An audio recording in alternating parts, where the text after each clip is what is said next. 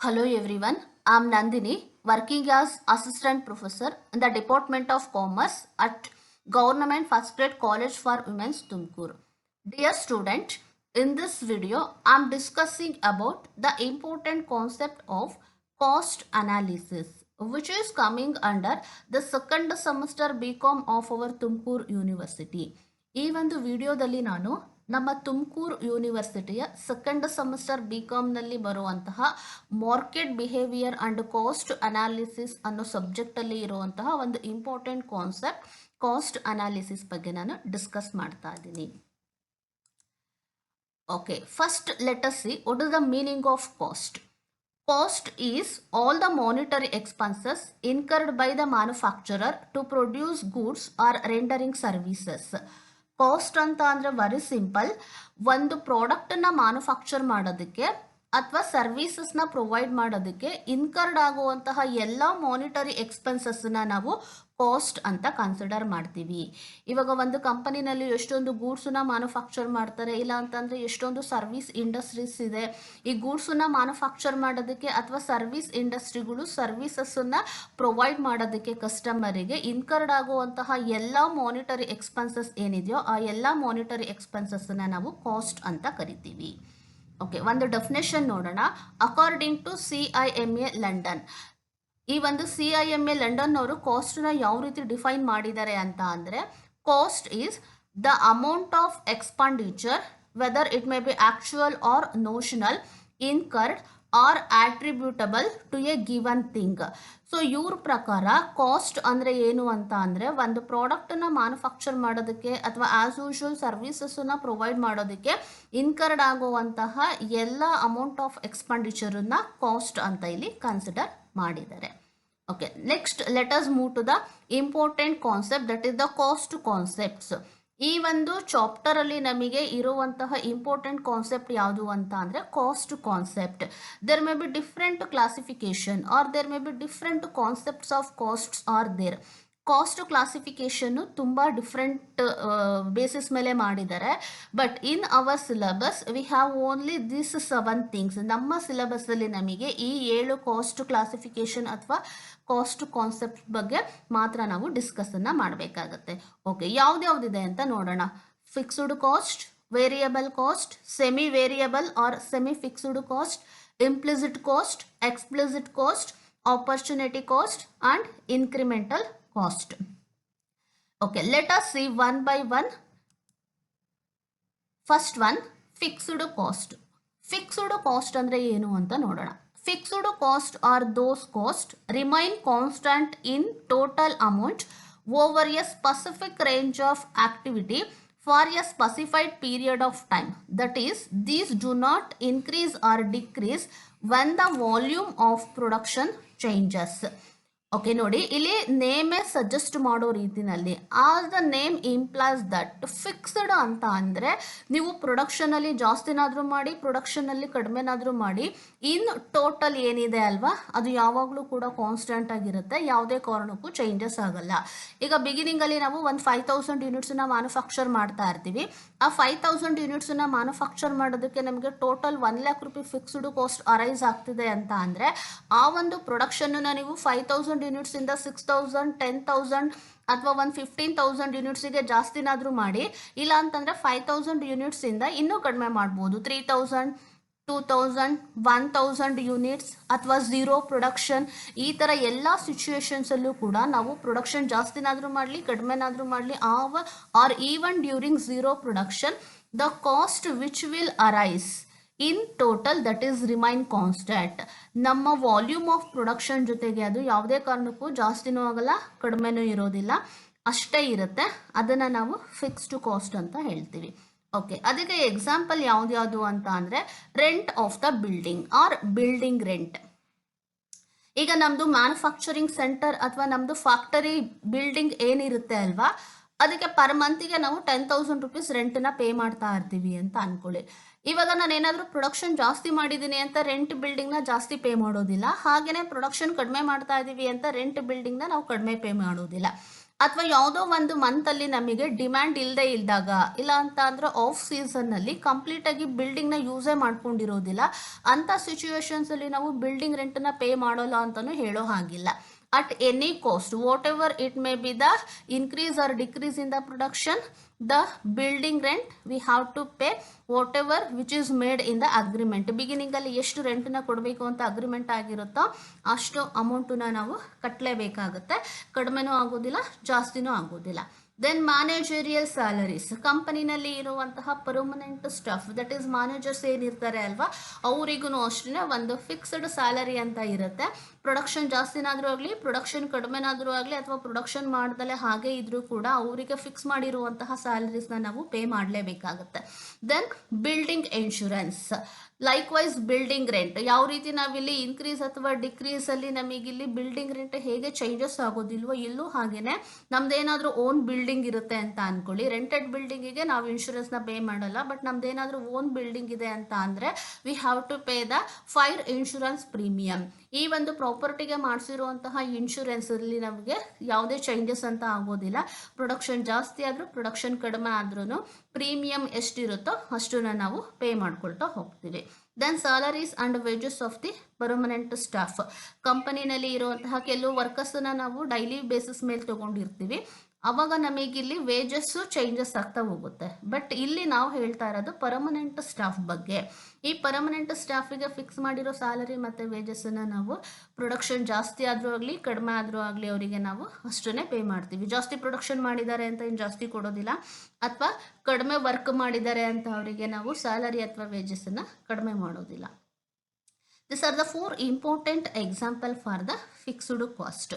Okay, ಈ ಒಂದು fixed ಕಾಸ್ಟಲ್ಲಿ important ಆಗಿ ನಾವು ಏನನ್ನ ನೋಡಬೇಕು ಅಂತ ಅಂದರೆ, ಇಲ್ಲಿ ಫಿಕ್ಸ್ಡ್ ಅಂತ ಹೇಳಿದ್ವಿ ಅಥವಾ ರಿಮೈನ್ ಕಾನ್ಸ್ಟೆಂಟ್ ಅಂತ ಹೇಳಿದ್ವಿ. ಅದು ಯಾವುದರಲ್ಲಿ ಕಾನ್ಸ್ಟೆಂಟ್? ಓಕೆ, ನೋಡೋಣ. ಇನ್ ಟೋಟಲ್ ಅಮೌಂಟ್ ಅಂತ ಹೇಳ್ತಾರೆ. ಓಕೆ, ನೋಡಿ ಇಲ್ಲಿ, but fixed cost per unit decreases when volume of production increases and vice versa. That means fixed cost per unit increases when the volume of production decreases. Fixed cost ಅನ್ನೋದು total ಅಮೌಂಟಲ್ಲಿ ಮಾತ್ರ fixed ಆಗಿರುತ್ತೆ ಅಥವಾ constant ಆಗಿರುತ್ತೆ. ಆದರೆ per ಯೂನಿಟನ್ನು ನಾವು consider ಮಾಡಿದ್ರೆ, ಯಾವಾಗ production ನಮ್ದಿಲ್ಲಿ ಜಾಸ್ತಿ ಆಗ್ತಾ ಹೋಗುತ್ತೋ, when there is increases in the volume of production, automatically the fixed cost per unit will come down. That means it decreases. Production ಜಾಸ್ತಿ ಆದರೆ per unit fixed cost decrease ಆಗುತ್ತೆ. ಹಾಗೆಯೇ ಪ್ರೊಡಕ್ಷನ್ ಏನಾದರೂ ನಾವು ಕಡಿಮೆ ಮಾಡ್ತಾ ಇದ್ದೀವಿ ಅಂತ ಅಂದರೆ ಫಿಕ್ಸ್ಡ್ ಕಾಸ್ಟ್ ಪರ್ ಯೂನಿಟ್ ನಮಗಿಲ್ಲಿ ಇನ್ಕ್ರೀಸ್ ಆಗ್ತಾ ಹೋಗುತ್ತೆ. ಟೋಟಲ್ ಮಾತ್ರ ಕಾನ್ಸ್ಟೆಂಟ್, ಬಟ್ ಪರ್ ಯೂನಿಟ್ ತಗೊಂಡಾಗ ಅದು ಇನ್ಕ್ರೀಸು ಅಥವಾ ಡಿಕ್ರೀಸ್ ಆಗ್ತಾ ಹೋಗುತ್ತೆ. ಇದನ್ನು ನಾವು ಫಿಕ್ಸ್ಡ್ ಕಾಸ್ಟ್ ಅಂತ ಹೇಳ್ತೀವಿ. Okay, next let us C variable cost. Variable cost tend to vary in direct proportion to the volume of production.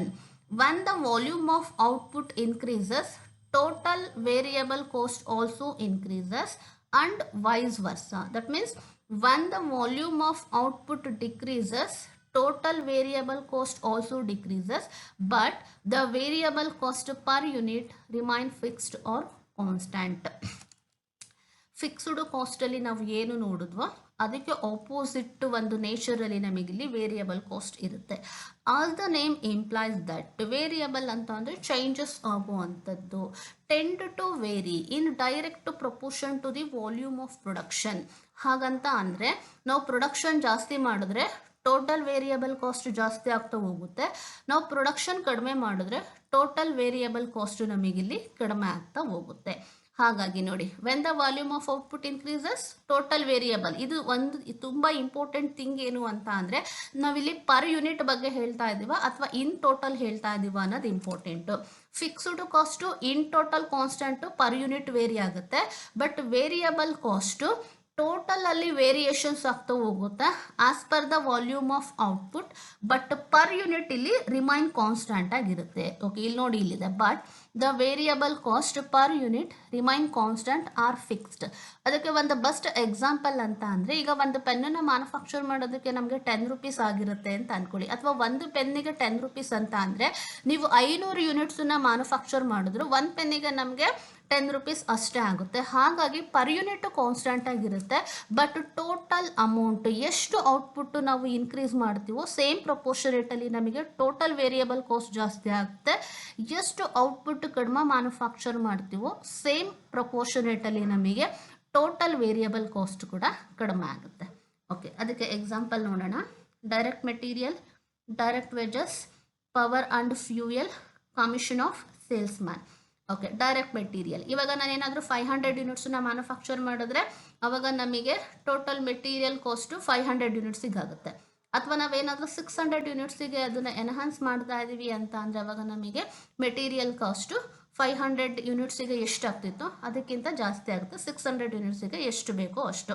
ಹಾಗೆಯೇ ಸೊ ವೇಜಸ್ಸು ಕೂಡ ನಾವೇನಾದರೂ ಪ್ರೊಡಕ್ಷನ್ ಜಾಸ್ತಿ ಮಾಡ್ತಾ ಇದ್ದೀವಿ ಅಂತ ಅಂದರೆ ಯೂಶ್ವಲಿ ಜಾಸ್ತಿ ಡೈಲಿ ವರ್ಕರ್ಸನ್ನ ನಾವು ಅಪಾಯಿಂಟ್ ಮಾಡ್ಕೋತೀವಿ ಅಥವಾ ಹೈರ್ ಮಾಡ್ಕೊಳ್ತೀವಿ. ಅವಾಗ ನಮಗೆ ವೇಜಸ್ ಜಾಸ್ತಿ ಕೊಡಬೇಕಾಗುತ್ತೆ. ಅಥವಾ ಏನಾದರೂ ಪ್ರೊಡಕ್ಷನ್ ಕಡಿಮೆ ಮಾಡ್ತಾ ಇದ್ದೀವಿ ಅಂತ ಅಂದರೆ ಕೆಲವು ಸಲ ನಾವು ಇರುವಂತಹ ವರ್ಕರ್ಸನ್ನು ಕೂಡ ಅಲ್ಲಿ ಟರ್ಮಿನೇಟ್ ಮಾಡಿರ್ತೀವಿ. ಹಾಗಾಗಿ ನಮಗಲ್ಲಿ ಇನ್ಕರ್ಡ್ ಆಗೋ ವೇಜಸ್ ಕೂಡ ಕಡಿಮೆ ಆಗುತ್ತೆ. Then power and fuel. Production ಪರ್ಪಸ್ಗೆ ಯೂಸ್ ಮಾಡುವಂತಹ ಪವರ್ ಆಗಿರ್ಬೋದು, ಫ್ಯೂಯಲ್ ಆಗಿರ್ಬೋದು, based on the production it increases or decreases. ಹಾಗೆಯೇ commission of salesman. Salesman ಏನಾದರೂ ಜಾಸ್ತಿ ಸೇಲ್ಸ್ ಮಾಡ್ತಾ ಇದ್ದಾನೆ ಅಂತ ಅಂದರೆ ಅವಾಗ ನಾವು ಕೊಡೋ ಕಮಿಷನ್ ಜಾಸ್ತಿ ಆಗುತ್ತೆ. ಅಥವಾ ಅವನೇನಾದರೂ ಕಡಿಮೆ ಸೇಲ್ ಮಾಡಿದ್ದಾನೆ ಅಂತ ಅಂದರೆ ಅವನಿಗೆ ಕೊಡುವಂತಹ ಕಮಿಷನ್ ಅಮೌಂಟು ಕೂಡ ಕಡಿಮೆ ಆಗುತ್ತೆ. ಸೊ ಈ ಥರ ವೇರಿಯೇಷನ್ಸ್ ಆಗುವಂತಹ ಕಾಸ್ಟ್ ಏನಿದೆಯೋ ಇನ್ ಟೋಟಲ್ ಅದನ್ನು ನಾವಿಲ್ಲಿ ವೇರಿಯಬಲ್ ಕಾಸ್ಟ್ ಅಂತ ಹೇಳ್ತೀವಿ. Okay, next let us see semi variable or some fixed cost. ಅದು ನೇಮ್ ಇಂಪ್ಲೈಸ್ ದಟ್. ಇಲ್ಲಿ ನೇಮೇ ಹೇಳುತ್ತೆ ಸೆಮಿ ಅಂತ ಅಂದರೆ it is a combination of both variable and as well as the fixed. Variable ಮತ್ತು fixed ಎರಡೂ ನೇಚರ್ ಅಥವಾ ಎರಡೂ ಕಾಂಬಿನೇಷನ್ ಇರುವಂತಹ ಕಾಸ್ಟ್ ಏನಿರುತ್ತೋ ಅದನ್ನು ನಾವು ಸೆಮಿ ವೇರಿಯಬಲ್ ಕಾಸ್ಟ್ ಅಂತ ಹೇಳ್ತೀವಿ ಅಥವಾ ಸಮ್ ಫಿಕ್ಸ್ಡ್ ಕಾಸ್ಟ್ ಅಂತ ಹೇಳ್ತೀವಿ. It can also be called as mixed cost. Okay, ಹಾಗಂದ್ರೆ ಏನು ಅಂತ ನೋಡೋಣ. These costs include both a fixed and a variable component. That is, these are partly fixed and partly variable. ಕೆಲವೊಂದು nature of cost ಏನಿದೆ ಕಂಪನಿನಲ್ಲಿ incurred ಆಗುವಂತಹ ಕೆಲವೊಂದು ಕಾಸ್ಟ್ಗಳಲ್ಲಿ some proportionate fixed ಆಗಿರುತ್ತೆ. ಇನ್ನು ರಿಮೈನಿಂಗ್ ಪ್ರಪೋರ್ಷನೇಟ್ ಅದು ವೇರಿಯಬಲ್ ನೇಚರಲ್ಲಿ ಇರುತ್ತೆ. ಓಕೆ, ಅದಕ್ಕೆ ಬೆಸ್ಟ್ ಎಕ್ಸಾಂಪಲ್ ಇದು ನೋಡಿದ್ರೆ ನಮಗೆ ಕ್ಲಿಯರಾಗಿ ಅರ್ಥ ಆಗುತ್ತೆ. Telephone expenses. ಈ ಟೆಲಿಫೋನ್ ಎಕ್ಸ್ಪೆನ್ಸಸ್ ಅಂದರೆ ಈ ಲ್ಯಾಂಡ್ಲೈನ್ಸ್ ಏನಿರುತ್ತೆ ಅಲ್ಲ ಕಂಪನಿಗಳಲ್ಲಿ ಯೂಸ್ ಮಾಡುವಂತಹ ಅಥವಾ ಬಿಸ್ನೆಸ್ ಆರ್ಗನೈಸೇಷನಲ್ಲಿ ಯೂಸ್ ಮಾಡುವಂತಹ ಲ್ಯಾಂಡ್ಲೈನ್ ಫೋನ್ ಏನಿರುತ್ತೆ ನೀವು ಯೂಸ್ ಮಾಡಲಿ ಅಥವಾ ಯೂಸ್ ಮಾಡ್ದಲೇ ಇರಲಿ ಮಿನಿಮಮ್ ಚಾರ್ಜಸ್ ಅಂತ ನಾವು ಪೇ ಮಾಡಲೇಬೇಕಾಗುತ್ತೆ. ಅದು ಫಿಕ್ಸ್ಡ್ ನೇಚರಲ್ಲಿ ಇರುತ್ತೆ. ಇನ್ನು ಎಷ್ಟು ಫೋನನ್ನ ನಾವು ಕಾಲ್ಗೆ ಯೂಸೇಜ್ ಮಾಡಿರ್ತೀವೋ ಆ ಬೇಸಿಸ್ ಮೇಲೆ ನಾವಲ್ಲಿ ಟೆಲಿಫೋನ್ ಎಕ್ಸ್ಪೆನ್ಸಸ್ಸನ್ನು ಪೇ ಮಾಡಬೇಕಾಗುತ್ತೆ. ಹಾಗಾಗಿ ಆ ಮಿನಿಮಮ್ ಚಾರ್ಜಸ್ ಏನು ಪೇ ಮಾಡ್ತೀವೋ ಅದು ಫಿಕ್ಸ್ಡ್ ನೇಚರಲ್ಲಿ ಇರುತ್ತೆ. ಮತ್ತು ಯೂಸೇಜ್ ಬೇಸಿಸ್ ಮೇಲೆ ಪೇ ಮಾಡುವಂತಹ ಟೆಲಿಫೋನ್ ಚಾರ್ಜಸ್ ಅಥವಾ ಎಕ್ಸ್ಪೆನ್ಸಸ್ ಏನಿರುತ್ತೋ ಅದು ನಮಗೆ ವೇರಿಯಬಲ್ ನೇಚರಲ್ಲಿ ಇರುತ್ತೆ. ಹಾಗೆಯೇ ಸೆಕೆಂಡ್ ಒನ್ ಎಲೆಕ್ಟ್ರಿಸಿಟಿ ಚಾರ್ಜಸ್. ಇದು ನಮಗೆ ಮನೆಗಳಲ್ಲೇ ಯೂಸ್ ಮಾಡೋದ್ರಿಂದ ತುಂಬ ಚೆನ್ನಾಗಿ ಗೊತ್ತಿರುತ್ತೆ. ಸಮ್ಟೈಮ್ಸ್ ನಾವೇನಾದರೂ ವೆಕೇಷನ್ಸ್ ಇದ್ದಾಗ 1 ಮಂತ್ ಊರಲ್ಲಿ ಇರೋದಿಲ್ಲ ಆದರೂ ಕೂಡ ಎಲೆಕ್ಟ್ರಿಸಿಟಿ ಬಿಲ್ ಬರುತ್ತೆ. ಯಾಕೆ ಅಂತ ಅಂದರೆ ನಾವು ಯೂಸ್ ಮಾಡಿರಲಿ ಅಥವಾ ಯೂಸ್ ಮಾಡ್ತಲೇ ಇರಲಿ ಪ್ರತಿ ತಿಂಗಳು ಮಿನಿಮಮ್ ಎಲೆಕ್ಟ್ರಿಸಿಟಿ ಚಾರ್ಜಸ್ ಅಂತ ಇರುತ್ತೆ. ಸೊ ಹಾಗಾಗಿ ಆ ಮಿನಿಮಮ್ ಚಾರ್ಜಸ್ ಏನಿರುತ್ತೋ ಅದು ಫಿಕ್ಸ್ಡ್ ನೇಚರಲ್ಲಿರುತ್ತೆ.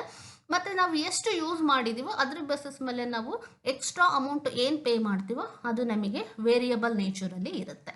ಹಾಗೆಯೇ ಸೂಪರ್ವಿಷನ್. ಸೊ ಸೂಪರ್ವಿಷನ್ ಅಥವಾ ಸೂಪರ್ವೈಸರ್ಸ್ ಏನಿರ್ತಾರೆ ಅಲ್ವಾ ಅವರಿಗೆ ಫಿಕ್ಸ್ಡ್ ಅಂತ ಮಿನಿಮಮ್ ಇಷ್ಟನ್ನು ಫಿಕ್ಸ್ ಮಾಡಿರ್ತಾರೆ. ಅದು ಫಿಕ್ಸ್ಡ್ ನೇಚರಲ್ಲಿ ಇರುತ್ತೆ. ಕೆಲವು ಸಲ ಜಾಸ್ತಿ ಮೆಂಬರ್ಸ್ ಅಥವಾ ಜಾಸ್ತಿ ವರ್ಕರ್ಸನ್ನ ರೆಕ್ರೂಟ್ ಮಾಡ್ಕೊಂಡಾಗ ಅವರಿಗೆ ಸೂಪರ್ವಿಷನ್ ವರ್ಕ್ ಜಾಸ್ತಿ ಆಗುತ್ತೆ. ಆ ಒಂದು ಬೇಸಿಸ್ ಮೇಲೆ ಅವರಿಗೆ ಏನು ಮಾಡ್ತಾರೆ ಎಕ್ಸ್ಟ್ರಾ ಇನ್ಕ್ರಿಮೆಂಟ್ ಅಥವಾ ಅಮೌಂಟ್ ಅಂತ ಕೊಡ್ತಾ ಹೋಗ್ತಾರೆ. ಅಂತ ಅಂದರೆ ಬಿಗಿನಿಂಗಲ್ಲಿ ಫಿಕ್ಸ್ ಮಾಡಿರುವಂತಹ ಸ್ಯಾಲರಿ ಜೊತೆಗೆ ಎಕ್ಸ್ಟ್ರಾ ವರ್ಕ್ ಇದ್ದಾಗ ಅವರಿಗೆ ಪೇ ಮಾಡುವಂತಹ ಸೂಪರ್ವಿಷನ್ ಅಮೌಂಟ್. ಇದು ಮೂರು ನೋಡಿದ್ರೆ ನಮಗೆ ಸೆಮಿ ವೇರಿಯಬಲ್ ಅಥವಾ ಸಮ್ ಫಿಕ್ಸ್ಡ್ ಕಾಸ್ಟ್ ಅಂದರೆ ಏನು ಅಂತ ಕ್ಲಿಯರ್ ಆಗುತ್ತೆ. Okay, next important concept implicit cost. Implicit cost ಅಂದರೆ ಏನು ಅಂತ ನೋಡೋಣ.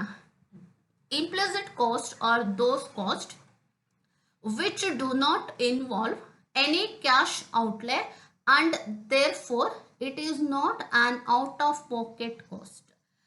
ನಾವೆಲ್ಲ ಕಾಮರ್ಸ್ ಸ್ಟೂಡೆಂಟ್ ಆಗಿರೋದ್ರಿಂದ ನಮಗೆ ಅಕೌಂಟ್ಸ್ ಬಗ್ಗೆ ತುಂಬ ಚೆನ್ನಾಗಿ ಗೊತ್ತಿರುತ್ತೆ. ಈಗ ನಾವು ಎಷ್ಟೊಂದು ಬ್ಯಾಲೆನ್ಸ್ ಶೀಟ್ ಅಲ್ಲಿ ಪ್ರಿಪೇರ್ ಮಾಡಬೇಕಾದ್ರೆ ಅಥವಾ P&L ಅಕೌಂಟ್ ಅಲ್ಲಿ ಎಷ್ಟೊಂದು ಐಟಮ್ಸ್ ಎಲ್ಲ ಹಾಕ್ತಿವಿ. Depreciation on plant and machinery, interest on own capital, ಈ ತರದ್ದೆಲ್ಲ ಏನು ನಾವು ತೋರಿಸ್ತೀವಿ ಅಲ್ವಾ, ಅದೆಲ್ಲ ನಮಗೆ ಜಸ್ಟ್ ಬುಕ್ ಟ್ರಾನ್ಸಾಕ್ಷನ್ ಅಂತಂದ್ರೆ, ಇವಾಗ ನಾವು depreciation 5000 rupees plant and machinery ಅಂತ ತೋರಿಸ್ತಾ ಇದೀವಿ ಅಂತ ಅಂದ್ರೆ ಅದನ್ನ ನಾವು ಯಾವುದೇ ಔಟ್ಸೈಡ್ ಪೀಪಲ್ಗೆ ಕೊಡೋದಿಲ್ಲ, ಅದನ್ನ ಚಾರ್ಜ್ ಮಾಡ್ತೀವಿ, ಹಾಗೇನೆ ಕಂಪನಿನಲ್ಲೇ ಇಟ್ಕೊಳ್ತೀವಿ. ಹಾಗೇನೆ ಇಂಟ್ರೆಸ್ಟ್ ಆನ್ ಓನ್ ಕ್ಯಾಪಿಟಲ್, ಏನು ಒಬ್ಬ ಓನರ್ ಬಿಸ್ನೆಸ್ ಮೇಲೆ ಇನ್ವೆಸ್ಟ್ಮೆಂಟ್ ನ ಮಾಡಿರ್ತಾನ ಕ್ಯಾಪಿಟಲ್, ಅವನು ಅದಕ್ಕೆ ಇಂಟ್ರೆಸ್ಟ್ ನ ತಗೋತಾ ಇದೀನಿ ಅಂತ ಜಸ್ಟ್ ತೋರಿಸ್ತಾನೆ, ಬಟ್ ಅಲ್ಲಿ ಯಾವುದೇ ಕ್ಯಾಶ್ ಔಟ್ಫ್ಲೋ ಆಗೋದಿಲ್ಲ. So implicit cost is nothing but which do not involve any cash outlay or cash payment to the outside people. ಯಾವುದೇ ಔಟ್ಸೈಡ್ ಪೀಪಲ್ಗೆ ಇಲ್ಲಿ ನಾವು ಕ್ಯಾಶನ್ನ ಹೊರಗಡೆ ಕೊಡೋದಿಲ್ಲ, ಬಟ್ ಬುಕ್ಸ್ ಆಫ್ ಅಕೌಂಟ್ ಅಲ್ಲಿ ನಾವು ಅದನ್ನ ಏನ್ ಮಾಡ್ತೀವಿ, ಎಂಟರ್ ಮಾಡ್ತಾ ಹೋಗ್ತೀವಿ. Then explicit cost. Explicit cost is just quite opposite to the implicit cost. Implicit cost ಅಲ್ಲಿ ನೋಡಿದ್ವಿ, ಯಾವುದೇ ಔಟ್ಸೈಡ್ ಪೀಪಲ್ಗೆ ಅಲ್ಲಿ ನಾವು ಯಾವುದೇ ಕ್ಯಾಶನ್ನ ಕೊಡೋದಿಲ್ಲ, ಬಟ್ ಬುಕ್ಸ್ ಆಫ್ ಅಕೌಂಟ್ ಅಲ್ಲಿ ನಾವು ಆ ಒಂದು ಎಕ್ಸ್ಪೆನ್ಸಸ್ ಏನಿರುತ್ತೋ ಅದನ್ನ ನಾವು ತೋರಿಸ್ತಾ ಹೋಗ್ತೀವಿ. ಇಲ್ಲಿ ಏನಾಗುತ್ತೆ ಅಂತ ಅಂದ್ರೆ, explicit cost are those cost which involve cash outlays are cash payment and are entered in the books of accounts. Okay, ಇಲ್ಲಿ ಏನಾಗುತ್ತೆ ಅಂತ ಅಂದ್ರೆ, ಈ ಎಕ್ಸ್ಪ್ಲಿಸಿಟ್ ಕಾಸ್ಟ್ ಅನ್ನೋದು ಕ್ಯಾಶ್ ಪೇಮೆಂಟ್ ಅಥವಾ ಕ್ಯಾಶ್ ಔಟ್ಲೇ ಇನ್ವಾಲ್ವ್ ಆಗಿರುತ್ತೆ. ಇವಾಗ ವೇಜಸ್ ಅಂಡ್ ಸ್ಯಾಲರಿ ಆಗಿರ್ಬೋದು, ಇನ್ಶೂರೆನ್ಸ್ ಪ್ರೀಮಿಯಂ ಆಗಿರ್ಬೋದು, ಮೆಟೀರಿಯಲ್ ಕಾಸ್ಟ್ ಆಗಿರ್ಬೋದು. ಈಗ ವೇಜಸ್ ಅಂಡ್ ಸ್ಯಾಲರಿ ಅಂತ ನಾವು ಬುಕ್ಸ್ ಆಫ್ ಅಕೌಂಟ್ಸ್ ಅಲ್ಲಿ ರೆಕಾರ್ಡ್ ಮಾಡಿದೀವಿ ಅಂತ ಅಂದ್ರೆ ಅದನ್ನ ನಾವು ಅಟ್ ಎನಿ ಕಾಸ್ಟ್ ಪೀಪಲ್ಗೆ ಪೇ ಮಾಡೇ ಇರ್ತೀವಿ. ಹಾಗೇನೆ ಇನ್ಶೂರೆನ್ಸ್ ಪ್ರೀಮಿಯಂ ಅಂತ ನಾವು ಅಮೌಂಟ್ ಅನ್ನ ರೆಕಾರ್ಡ್ ಮಾಡಿದೀವಿ ಅಂತ ಅಂದ್ರೆ ಈ ಅಮೌಂಟ್ ಅನ್ನು ಕೂಡ ನಾವು ಔಟ್ಸೈಡ್ ಅಲ್ಲಿ ಪೇ ಮಾಡಿರ್ತೀವಿ, ಕ್ಯಾಶ್ ಪೇಮೆಂಟ್ ಆಗಿರುತ್ತೆ ಅಥವಾ ಕ್ಯಾಶ್ ಔಟ್ಲೇ ಆಗಿರುತ್ತೆ. ಹಾಗೇನೆ ಮೆಟೀರಿಯಲ್ ಕಾಸ್ಟ್ ಅಂತ ನಾವೇನಾದ್ರೂ ರೆಕಾರ್ಡ್ ಮಾಡಿದೀವಿ ಅಂತ ಅಂದ್ರೆ ಮೆಟೀರಿಯಲ್ ನ ಪರ್ಚೇಸ್ ಮಾಡಬೇಕಾದ್ರೆ ಅದಕ್ಕಾಗಿರುವಂತಹ ಕಾಸ್ಟ್ ನಾವು ಸಪ್ಲೈಯರಿಗೆ ಕೊಟ್ಟಿರ್ತೀವಿ. ಹಾಗಾಗಿ ಯಾವ್ದ್ಯಾವ್ದು ಕ್ಯಾಶ್ ಔಟ್ಲೇಸ್ ಅಂದ್ರೆ ಕಂಪನಿಯಿಂದ ಕ್ಯಾಶ್ ಔಟ್ಫ್ಲೋ ಆಗಿರುತ್ತೆ ಹಾಗೆ ಅಥವಾ ಕ್ಯಾಶ್ ಪೇಮೆಂಟ್ ಮಾಡಿರ್ತೀವಿ, ಅದು ಎಕ್ಸ್ಟರ್ನಲ್ ಪೀಪಲ್ಗೆ ಅಥವಾ ಕಂಪನಿಯ ಔಟ್ಸೈಡ್ ಪೀಪಲ್ಗೆ. ಸೊ ಈ ಎಲ್ಲ ಒಂದು ಕಾಸ್ಟ್ ಏನಿರುತ್ತೋ ಅದನ್ನ ನಾವು ಎಕ್ಸ್ಪ್ಲಿಸಿಟ್ ಕಾಸ್ಟ್ ಅಂತ ಹೇಳ್ತೀವಿ, ಮತ್ತೆ ಅದನ್ನ ನಾವು ಬುಕ್ಸ್ ಆಫ್ ಅಕೌಂಟ್ಸ್ ಅಲ್ಲೂ ಕೂಡ ರೆಕಾರ್ಡ್ ಮಾಡ್ತೀವಿ. Next, opportunity cost. Opportunity cost is the sacrifice involved in accepting an alternative under consideration. In other words, it is the cost that measures the benefit that is lost or sacrificed when the choice of one course of action requires that alternative course of action be given up. Opportunity cost ಅನ್ನೋದು ತುಂಬಾನೇ simple, ಅದನ್ನ ಒಂದು with example ನಾನು ಹೇಳ್ತೀನಿ. ಈಗ ನಿಮ್ದು PUC complete ಆದ್ಮೇಲೆ, commerce PU complete ಆದ್ಮೇಲೆ ಯೂಶುವಲಿ ನಮಗೆ ಎರಡು ಆಪ್ಷನ್ ಇರುತ್ತೆ. ಒಂದು BCom ಆದ್ರೂ ಜಾಯಿನ್ ಆಗ್ಬೋದು, ಇಲ್ಲ BBM ಜಾಯಿನ್ ಆಗ್ಬೋದು, BCA ಜಾಯಿನ್ ಆಗ್ಬೋದು. ಈ ತರ ಡಿಫ್ರೆಂಟ್ ವೆರೈಟೀಸ್ ಆಫ್ ಆಪ್ಷನ್ಸ್ ಇರುತ್ತೆ. ಅಷ್ಟು ವೆರೈಟೀಸ್ ಆಫ್ ಆಪ್ಷನ್ಸ್ ಅಲ್ಲಿ ನಾವು ಎಲ್ಲದನ್ನು ಅಟ್ ಅ ಟೈಮ್ ಚೂಸ್ ಮಾಡೋದಕ್ಕಾಗಲ್ಲ, ಯಾವ್ದಾದ್ರು ಒಂದು ಕೋರ್ಸನ್ನ ಮಾತ್ರ ಚೂಸ್ ಮಾಡ್ಕೊಳ್ತೀವಿ. ಒಂದು ಕೋರ್ಸನ್ನ ಅದರಲ್ಲಿ ಯಾವುದು ಬೆಸ್ಟ್ ಅಂತ ಅನಾಲಿಸಿಸ್ ಮಾಡಿ ಒಂದು ಕೋರ್ಸನ್ನ ನಾವು ಚೂಸ್ ಮಾಡ್ಕೊಳ್ತೀವಿ among the different courses of action. ಒಂದನ್ನ ಚೂಸ್ ಮಾಡಿ ಅಥವಾ ಒಂದು ಬೆಸ್ಟ್ ಅನ್ನ ಸೆಲೆಕ್ಟ್ ಮಾಡಿ, ಇನ್ನು ರಿಮೈನಿಂಗ್ ಆಲ್ಟರ್ನೇಟಿವ್ ಕೋರ್ಸಸ್ ನಾವಲ್ಲಿ ಡ್ರಾಪ್ ಔಟ್ ಮಾಡ್ತೀವಿ ಅಲ್ವಾ, ಆ ಡ್ರಾಪ್ ಔಟ್ ಮಾಡೋದ್ರಿಂದ ಅಥವಾ ಗಿವನ್ ಅಪ್ ಮಾಡೋದ್ರಿಂದ ಕೆಲವೊಂದು ಬೆನಿಫಿಟ್ಸ್ ನಾವೀಗಲ್ಲಿ ಕಳ್ಕೊಬೇಕಾಗತ್ತೆ ಅಥವಾ ನಾವು ಅದರ ಸಾಕ್ರಿಫೈಸ್ ಮಾಡ್ತೀವಿ. ಇದನ್ನ ನಾವು ಆಪರ್ಚುನಿಟಿ ಕಾಸ್ಟ್ ಅಂತ ಹೇಳ್ತೀವಿ.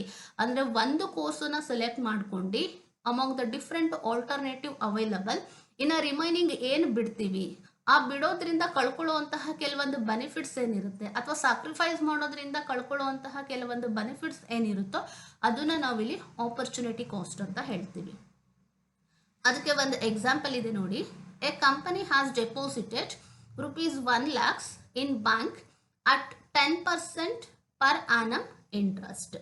Now it is considering a proposal to invest this amount in debenture where the yields is 15% per annum. If the company decides to invest in debentures, it will have to forgo bank interest of rupees 10,000 per annum, which is the opportunity cost. ಈ example ನೋಡಿದ್ರೆ ನಮಗೆ opportunity cost ಅಂದ್ರೆ ಏನು ಅಂತ clear ಆಗುತ್ತೆ. Bank ಏನ್ ಮಾಡಿದೆ, 1 lakh ರೂಪಾಯಿ ಅಮೌಂಟನ್ನು ಬ್ಯಾಂಕಲ್ಲಿ ಇನ್ವೆಸ್ಟ್ಮೆಂಟ್ ಮಾಡಿದೆ, ಅದಕ್ಕೆ 10% ಇಂಟ್ರೆಸ್ಟ್ 1 ವರ್ಷಕ್ಕೆ ಕೊಡ್ತಾ ಇದ್ದಾರೆ. ಅವರಿಗೆ ಇನ್ನೊಂದು ಆಪ್ಷನ್ ಏನಿದೆ ಅಂತ ಅಂದರೆ ಸೇಮ್ 1,00,000 ರೂಪಿನ ಡಿಬೆಂಚರ್ ಮೇಲೆ ಇನ್ವೆಸ್ಟ್ಮೆಂಟ್ ಮಾಡಿದ್ರೆ ಅವರಿಗೆ 1 ವರ್ಷಕ್ಕೆ 15% ಇಲ್ಲಿ ನಮಗೆ ಈಲ್ಡ್ ಅಥವಾ ರಿಟರ್ನ್ ಸಿಗ್ತಾ ಇದೆ. ಈ ಎರಡು ಆಪ್ಷನ್ ಇದೆ ನಮಗೆ. ಈ ಎರಡು ಆಪ್ಷನ್ ಬಟ್ ಇರೋದು 1,00,000 ರೂಪಾಯಿ ಮಾತ್ರ. ಹಾಗಾಗಿ ನಾವು ಎರಡೂ ಕಡೆ ಮಾಡೋದಕ್ಕಾಗಲ್ಲ. ಎರಡರಲ್ಲಿ ಯಾವುದಾದ್ರೂ ಒಂದನ್ನ ಮಾತ್ರ ನಾವು ಚೂಸ್ ಮಾಡ್ಕೋಬೇಕಾಗುತ್ತೆ.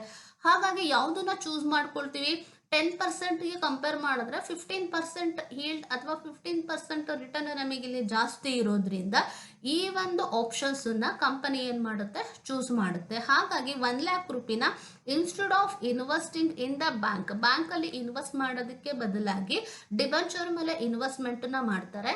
ಆದರೆ ಇಲ್ಲಿ ಡಿಬೆಂಚರ್ ಮೇಲೆ ಇನ್ವೆಸ್ಟ್ಮೆಂಟ್ ಮಾಡಿದ್ದೀವಿ ಅಂತ ಅಂದರೆ ಇಲ್ಲಿಂದ ಅಮೌಂಟ್ ಏನು ವಿತ್ಡ್ರಾಯಲ್ ಆಗಿರುತ್ತೋ ಹಾಗಾಗಿ ನಮಗೆ ಇಲ್ಲಿ 10% ರಿಟರ್ನ್ ಸಿಗೋದಿಲ್ಲ. ಈ 10% ರಿಟರ್ನ್ ಅಥವಾ ಈ 10,000 ರೂಪೀಸ್ ಪರ್ ಆನಮ್ ನಾವು ಇಲ್ಲಿ ಏನು ಫಾರ್ಗೋ ಅಥವಾ ಸ್ಯಾಕ್ರಿಫೈಸ್ ಮಾಡ್ತೀವೋ ಅದು ನಮಗೆ ಆಪರ್ಚುನಿಟಿ ಕಾಸ್ಟ್ ಆಗಿರುತ್ತೆ. Okay, last one, incremental cost.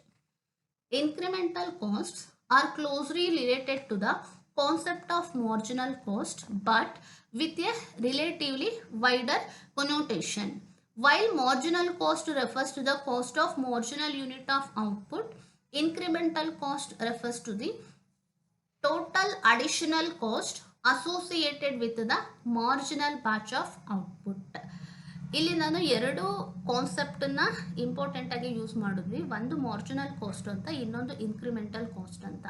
Marginal cost is nothing but variable cost. ಒಂದು ಯೂನಿಟ್ ನಾವು ಪ್ರೊಡಕ್ಷನ್ ಜಾಸ್ತಿ ಮಾಡಿದ್ರು ನಮಗಲ್ಲಿ ಏನಾಗ್ತಾ ಹೋಗುತ್ತೆ, ಕಾಸ್ಟ್ ಜಾಸ್ತಿ ಆಗುತ್ತೆ ಅಂತ ನಾವು ವೇರಿಯಬಲ್ ಕಾಸ್ಟಲ್ಲಿ ನೋಡಿದ್ವಿ. ಹಾಗಾಗಿ ಮಾರ್ಜಿನಲ್ ಕಾಸ್ಟು ಮತ್ತು ಇನ್ಕ್ರಿಮೆಂಟಲ್ ಕಾಸ್ಟ್ ಎರಡೂ ಕೂಡ ನಾವು ಸಿನಾನಿಮಸ್ ಆಗಿ ಯೂಸ್ ಮಾಡುವಂಥ ವರ್ಡ್. ಬಟ್ ಒಂದು ಡಿಫರೆನ್ಸ್ ಏನು ಅಂತ ಅಂದರೆ ಮಾರ್ಜಿನಲ್ ಕಾಸ್ಟಲ್ಲಿ ಒಂದು ಅಡಿಷನಲ್ ಔಟ್ಪುಟ್ಟನ್ನು ಪ್ರೊಡ್ಯೂಸ್ ಮಾಡೋದ್ರಿಂದ ಎಷ್ಟು ಕಾಸ್ಟ್ ಇನ್ಕರ್ಡ್ ಆಗುತ್ತೆ ಅಂತ ಪರ್ ಯೂನಿಟ್ ವೈಸ್ ನೋಡ್ಕೊಳ್ತಾ ಹೋಗ್ತೀವಿ. ಬಟ್ ಇನ್ಕ್ರಿಮೆಂಟಲ್ ಕಾಸ್ಟ್ ಏನು ಹೇಳುತ್ತೆ ಅಂತ ಅಂದರೆ ಇಲ್ಲಿ ಜಸ್ಟ್ ಒಂದು ಯೂನಿಟ್ ಅಥವಾ ಒಂದು ಕ್ವಾಂಟಿಟಿನ ಮಾತ್ರ ಕನ್ಸಿಡರ್ ಮಾಡೋದಿಲ್ಲ, ಒಂದು ಬ್ಯಾಚ್ ಆಫ್ ಔಟ್ಪುಟ್. ಇವಾಗ ಒಂದು ಬ್ಯಾಚ್ ಆಫ್ ಔಟ್ಪುಟ್ ಅಂತ ಅಂದರೆ ಮಾರ್ಜಿನಲ್ ಕಾಸ್ಟಲ್ಲಿ ಒಂದು ಸಿಂಗಲ್ ಯೂನಿಟ್ ಕನ್ಸಿಡರ್ ಆಗುತ್ತೆ. ಇನ್ಕ್ರಿಮೆಂಟಲ್ ಕಾಸ್ಟಲ್ಲಿ ಬ್ಯಾಚ್ ಆಫ್ ಔಟ್ಪುಟ್ ಅಂತ ಅಂದರೆ ಒಂದೇ ಸಲ ನಾವು 10 ಯೂನಿಟನ್ನ ಮ್ಯಾನುಫ್ಯಾಕ್ಚರ್ ಮಾಡ್ಬೋದು, 20 ಯೂನಿಟನ್ನ ಮ್ಯಾನುಫ್ಯಾಕ್ಚರ್ ಮಾಡ್ಬೋದು, ಅಥವಾ 1000 ಯೂನಿಟ್ಸ್ನ ಅಟ್ ಎ ಟೈಮ್ ಮ್ಯಾನುಫ್ಯಾಕ್ಚರ್ ಮಾಡ್ಬೋದು. ಹೀಗೆ ಒಂದು ಬ್ಯಾಚಲ್ಲಿ ಎಷ್ಟು ಔಟ್ಪುಟ್ಟನ್ನು ನಾವು ಇನ್ಕ್ರೀಸ್ ಮಾಡ್ತೀವೋ ಅದಕ್ಕೆ ಇನ್ಕರ್ಡ್ ಆಗುವಂತಹ ಕಾಸ್ಟ್ ಏನಿರುತ್ತೋ ಅದು incremental cost. Very simple. Marginal ಕಾಸ್ಟಲ್ಲಿ ಸಿಂಗಲ್ ಯೂನಿಟಿಗೆ ಒಂದು ಅಡಿಷನಲ್ ಸಿಂಗಲ್ ಯೂನಿಟನ್ನ ಜಾಸ್ತಿ ಮಾಡಿದ್ರೆ ಎಷ್ಟು ಕಾಸ್ಟ್ ಜಾಸ್ತಿ ಆಗುತ್ತೆ. ಇನ್ಕ್ರಿಮೆಂಟಲ್ ಕಾಸ್ಟಲ್ಲಿ ಒಂದು ಬ್ಯಾಚ್ ಆಫ್ ಔಟ್ಪುಟ್ಟಲ್ಲಿ ಇನ್ಕ್ರೀಸ್ ಆಗುವಂತಹ ಔಟ್ಪುಟ್ಟಿಗೆ ಎಷ್ಟು ಕಾಸ್ಟು ಜಾಸ್ತಿ ಆಗುತ್ತೆ. ಇದನ್ನು ನಾವು ಇನ್ಕ್ರಿಮೆಂಟಲ್ ಕಾಸ್ಟ್ ಅಂತ ಹೇಳ್ತೀವಿ. Okay, thank you dear student for watching this video. ಈ ಒಂದು ವಿಡಿಯೋದಲ್ಲಿ ನಾನು ಕಾಸ್ಟ್ ಅಂದರೆ ಏನು ಮತ್ತು ಹಾಗೆಯೇ ನಮ್ಮ ಸಿಲೆಬಸ್ಸಲ್ಲಿ ಇಂಪಾರ್ಟೆಂಟು ಕಾಸ್ಟ್ ಕ್ಲಾಸಿಫಿಕೇಷನ್ ಅಥವಾ ಕಾಸ್ಟ್ ಕಾನ್ಸೆಪ್ಟ್ ಏನಿದೆ ಅಂತ ಡಿಸ್ಕಸ್ ಮಾಡಿದ್ದೀನಿ. ಇನ್ನು ನೆಕ್ಸ್ಟ್ ವಿಡಿಯೋದಲ್ಲಿ ನಾವು ಪ್ರಾಬ್ಲಮ್ಸ್ ನೋಡೋಣ. Okay, thank you.